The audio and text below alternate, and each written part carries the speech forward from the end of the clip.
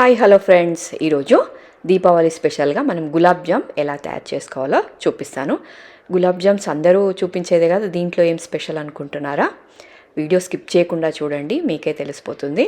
చాలా అంటే చాలా సాఫ్ట్గా చూపిస్తున్నాను కదా, అసలు మధ్యలో పిండి ముద్ద లేకుండా చాలా అంటే చాలా స్మూత్గా జ్యూసీగా చాలా బాగుంటాయండి. డెఫినెట్గా చూడండి, స్కిప్ చేయకుండా చూడండి. మీరు కూడా ఈ పర్ఫెక్ట్గా ఇలా గులాబ్ జామ్స్ రెడీ చేసుకోవచ్చు. చూస్తున్నారు కదా, మధ్యలో మీకు పిండి ముద్ద లేకుండా సాఫ్ట్గా ఉంటాయి. డెఫినెట్గా ట్రై చేసుకోండి ఈ దీపావళికి. ఇంకెందుకండి ఆలస్యం, ఎలా తయారు చేసుకోవాలో చూసేద్దాం. అయితే ఇక్కడ నేను ఈరోజు మనకి ఇన్స్టెంట్ గులాబ్ జామ్ మిక్స్ దొరుకుతుంది కదా, వాటితో కాకుండా మిల్క్ పౌడర్ యూజ్ చేసి చేస్తున్నాను. కాబట్టి వీటి టేస్ట్ మరింత రుచిగా, అసలు మీకు స్వీట్ షాప్స్లో కన్నా ఇంకా టేస్టీగా ఉంటాయండి. డెఫినెట్గా ట్రై చేయండి. వీటి కోసం ఫస్ట్ నేను ఇక్కడ 1 కప్పు మిల్క్ పౌడర్ తీసుకుంటున్నాను.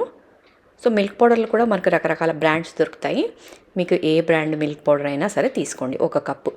దీనికి 1 కప్పు పన్నీరు. సో ఇలా సేమ్ క్వాంటిటీలో తీసుకోండి. 1 కప్పు పన్నీరు. ఇదేంటి పన్నీర్ 2 రకాలుగా ఉందనుకుంటున్నారా? నేను హోమ్మేడ్గా చేసిన పన్నీర్ కొద్దిగా ఉండే అండి, అది కూడా వేశాను.